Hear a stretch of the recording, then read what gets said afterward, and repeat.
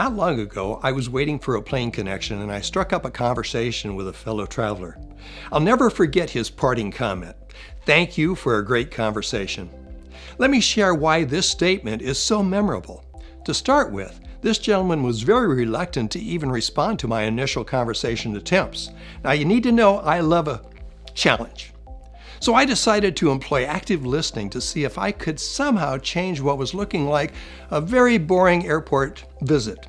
Let's take a look at some of these strategies associated with active listening. It really all starts with body language.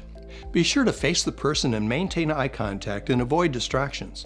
Maybe even lean in a little. Be aware of your posture and avoid crossing your arms and legs. Once you've addressed the nonverbal messaging, you're ready to initiate the real conversation by posing well-constructed questions. I usually like to start with some simple closed-ended question, just to get the ball rolling. Something like, "Where are you headed today?" Or in this particular case, I asked, "So what exciting paper are you reading?" But never ask a question that can be answered with a yes or no. The moment you get the response, it's your big opportunity, and don't blow it. Remember that most of us ask questions so that we can answer. Things like, "What did you do last weekend?" And as soon as you get the reply, you jump in with, "Well, last weekend I had this great la la la." Please remember that you don't want to take over the conversation. Your questions have to be directed to the person, not to you. Any initiating closed-ended question must be followed by an open-ended question. This means being prepared to pose the follow-up, and this allows the person to expand on the topic at hand, and it is directly related to that initial response. In this example, after the gentleman said, and I quote, "I'm reading a research paper on the transmission of Ebola," and then he added somewhat under his breath, that usually ends the conversation. Well, I'm a scientist, but all I really know about Ebola is that it's in Africa and it's carried by a virus. But if you are a good listener, you do not need to know much of anything about a topic. My follow-up open-ended question was, "What new insights are you learning about the transmission from that paper?" And I had him hooked.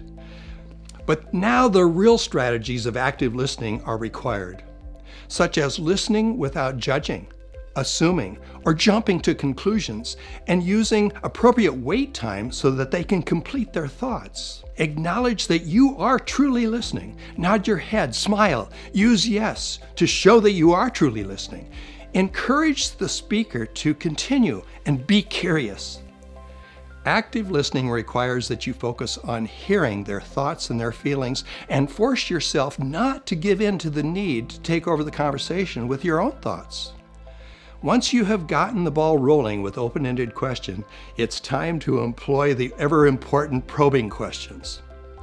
Probing questions require that you carefully listen to the previous response and figure out how to use that information to formulate your own next question.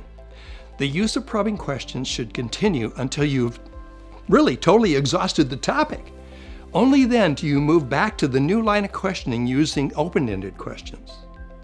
Active listening takes a variety of skills, and as such, they all need to be practiced.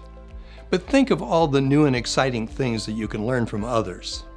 As I reflect on the airport conversation that day, I have to laugh at his parting comment, "Thank you for the great conversation," had not included a single question or answer from me. But it really was a great conversation.